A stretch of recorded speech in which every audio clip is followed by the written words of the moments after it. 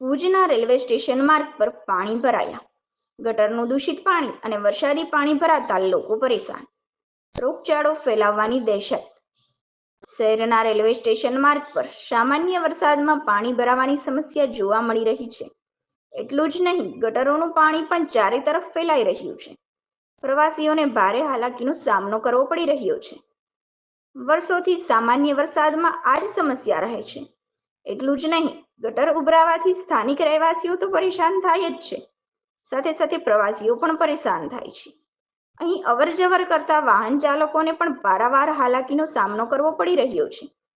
નગરપાલિકા તંત્રને અવારનવાર રજૂઆતો કરવા છતાં પણ યોગ્ય નિરાકરણ કરવામાં આવતું નથી.